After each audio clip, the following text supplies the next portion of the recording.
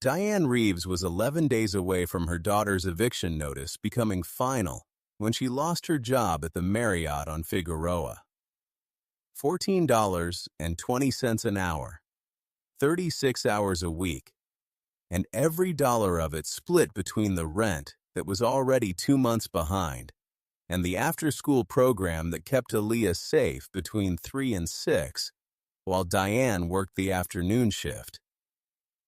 The general manager's name was Robert Sloan, and he had been running that property for 9 years and had built over those 9 years a philosophy about high-value guests that was simple and absolute, which was that their experience was the only thing that mattered, and that any employee who prioritized anything else, including their own dignity, was an employee Robert did not have room for.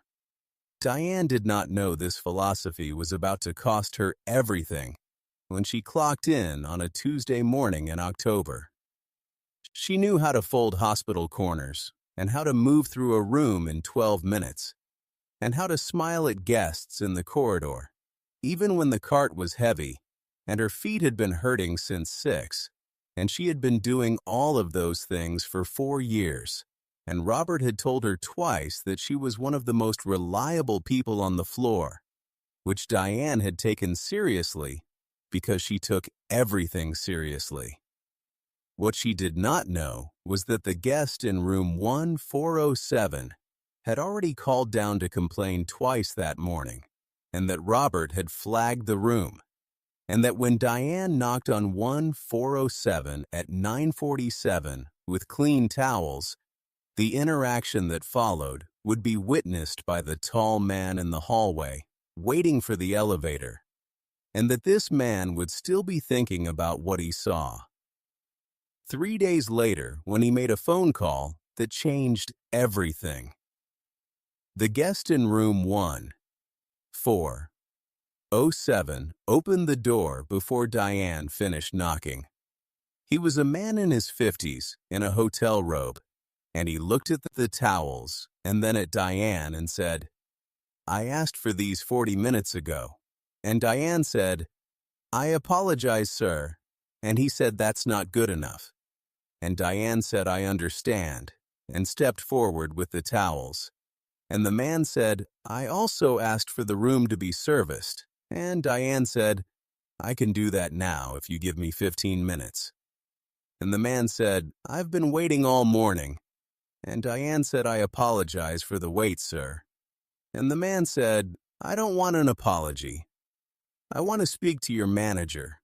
And Diane said, "Of course, sir."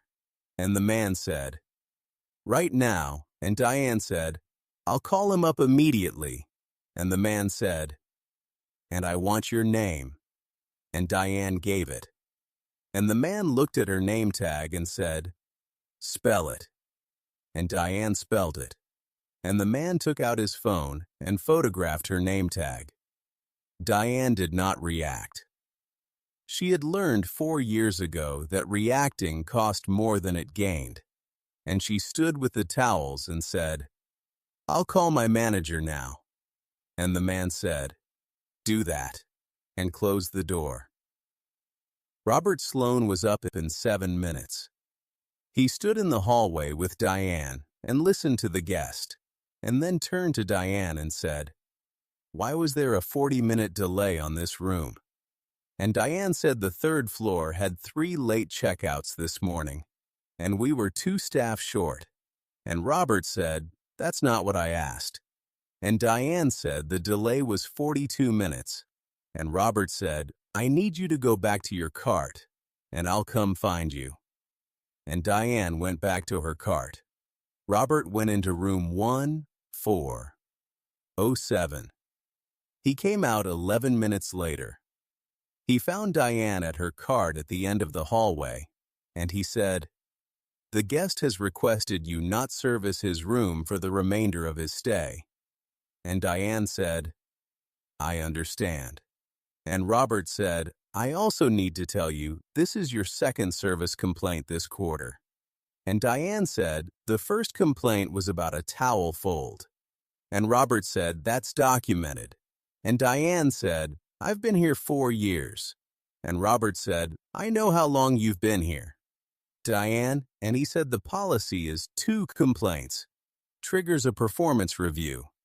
And Diane said, "When is the review?" And Robert said, "I'm conducting it now."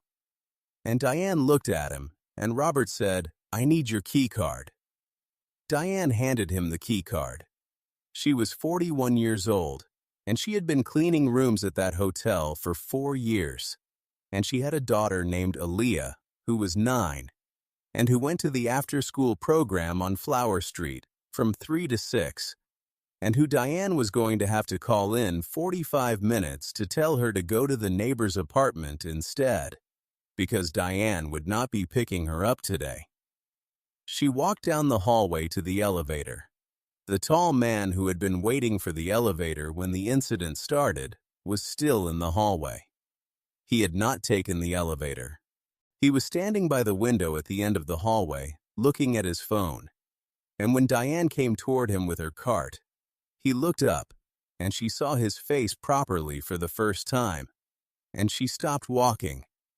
And he looked at her, and she said, "I'm sorry. I just need to get past." And he stepped aside, and she pushed the cart past him, and he watched her go. What Diane did not know was that the tall man had been in the hallway for 23 minutes. What Diane did not know was that he had heard the entire exchange through the open door of 1407 while he waited for the elevator and had stayed in the hallway because he wanted to see how it ended. What Diane did not know was that when the elevator doors opened and she stepped in with her cart, the tall man did not get on the elevator with her, but turned back toward the hallway and took out his phone. Kobe Bryant called the front desk from his cell phone at 10:19 in the morning. He asked to speak with the general manager and was told the general manager was unavailable. And Kobe said, "I'll hold." And the front desk put him on hold. And 40 seconds later, Robert Sloan picked up the line. Kobe told him what he had witnessed from the hallway. He was specific. He described the timeline, the 42-minute delay caused by 3 late checkouts and 2 missing staff members, the guest photographing the name tag, the 11 minutes Robert spent in the room, the keycard handed over in a hotel hallway by a woman who had been cleaning rooms at that property for 4 years. Robert said he appreciated the feedback and that he would look into the situation. Kobe said, "I don't think you understand why I'm calling." Robert said, "I think I do." "Sir." Kobe said, "I'm calling because what I watched this morning was a woman doing her job correctly in an understaffed situation, being terminated because a guest was unhappy. And I want to know what you're going to do about it." Robert said, "The situation involved a documented performance record." Kobe said, "I want you to look at that record carefully, and then I want you to call me back at this number." And Kobe gave him his foundation director's number and said someone will be available to take your call. Robert Sloan called back in 2 hours. By that time, Kobe's foundation director had spent those 2 hours on the phone with the hotel's corporate HR department in Atlanta, citing the specific circumstances of the termination, the staffing shortage documentation, the nature of the guest complaint, and the 4-year employment record, and asking specific questions about the chain's documented policy on performance reviews following complaints attributed to operational staffing failures rather than individual employee conduct. The HR department had looked at the file. The HR department had called Robert Sloan. The HR department had recommended reinstatement. Robert Sloan's call to the foundation director lasted 4 minutes. He said the termination had been reviewed and reversed, and that Diane Reeves could return to her position, and that the complaint had been reclassified as an operational incident, rather than an individual performance matter, and that her record had been updated accordingly. The foundation director said, "Thank you," and ended the call and called Kobe and told him. And Kobe said, "Good." And his director said, "There's something else." And Kobe said, "What?" And she said, "I looked at the rent situation while I was waiting for the call back." And Kobe said, and his director said, "She's 11 days from eviction and 2 months behind." And Kobe said, "What does she need?" And his director said, $3,400 would clear the arrears and buy her 3 months. And Kobe said, "Do it." And his director said, "She won't know where it came from." And Kobe said, "Good." Diane got the call from HR at 2:17 in the afternoon.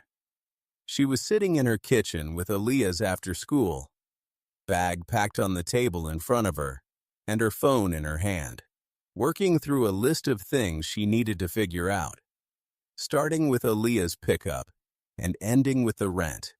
And then the phone rang, and the woman from HR said the termination had been reversed, and Diane was quiet for a long moment. And then she said, "I can come back."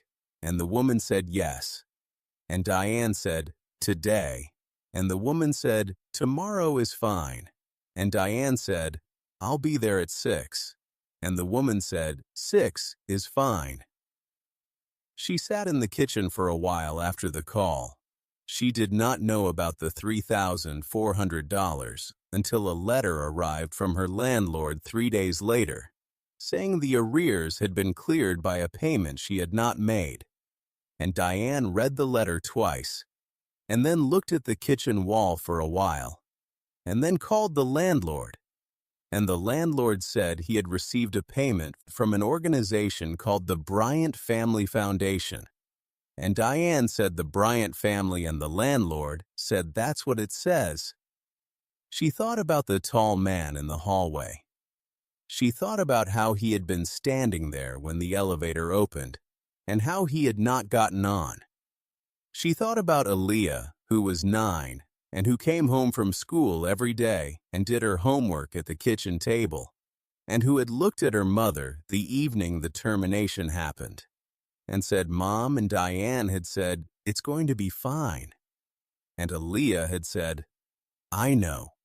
And Diane had said, "How do you know?" And Aaliyah had said, "Because you always figure it out." Diane went back to work the following morning. She clocked in at 6 and collected her cart and worked her rooms. And at 9:47, she was in the hallway on the 14th floor, and she stopped for a moment outside room 1407. And then she moved on down the hallway with her cart because the rooms needed doing, and she was the person who did them. And that was enough. Robert Sloan resigned from the Marriott on Figueroa 14 weeks after the incident. The circumstances were not made public, but the HR department in Atlanta had initiated a management review following 3 other employee complaints that had been filed in the weeks after Diane's case, and which shared a specific pattern that the review found consistent with the documentation. From October, Robert Sloan left the industry entirely and took a position with a commercial property management company in Phoenix. Diane heard about it from a coworker who texted her in January and said, "Did you hear about Robert and Diane said what happened?" And the coworker told her, and Diane put her phone down and went back to the room she was servicing and finished it in 11 minutes, the way she always did. Aaliyah asked her that evening at dinner how work was. Diane said, "Good." Aaliyah said, "Just good." Diane said it was really good. Aaliyah said, "What happened?" Diane said, "The guy who fired me isn't there anymore." Aaliyah said, "Oh," and then said, "What happened to him?" Diane said he left. Aaliyah said, "Because of what he did to you." Diane said, "I think because of a lot of things." Aaliyah was quiet for a moment, and then she said, "Do you think the basketball player had something to do with it?" And Diane looked at her and said, "What basketball player?" And Aaliyah said, "The one in the hallway." "Mom, I know you figured it out." And Diane said, "How do you know about the hallway?" And Aaliyah said, "Because you got your job back, and the rent got paid, and you wouldn't tell me how. And I'm 9, not 4. Diane looked at her daughter. She said, "I don't know for certain," Aaliyah said, "but you think so." Diane said, "I think so." Aaliyah was quiet again, and then she said that was a good thing to do, and Diane said yes, it was, and Aaliyah said, "I want to say thank you to him someday," and Diane said, "Maybe someday you will," and Aaliyah said, "What would I say?" And Diane thought about a hallway on the 14th floor, and a cart and a key card handed over in 42 seconds, and a letter from a landlord, and a woman who came back to work at 6 in the morning the next day and did her rooms in 11 minutes. She said you would say, "My mother shows up every morning." Aaliyah said, "That's it." Diane said, "That's everything." Kobe never spoke publicly about what happened on the 14th floor of the Marriott on Figueroa Street in October. His foundation director knew, and Sandra, who handled the rent payment, knew, and the HR department in Atlanta knew, in the specific limited way that HR departments know things, and that was the complete list. Diane kept working at the hotel for 2 more years before she was promoted to floor supervisor, a position that Robert's replacement had recommended her for in her first performance review. Under the new management, Kobe's director heard if this story moved. You drop your city and country in the comments below. And if you believe that the women who show up every morning deserve someone to show up for them, please hit that like button and subscribe. Click the video on your screen right now for another story that will stay with you.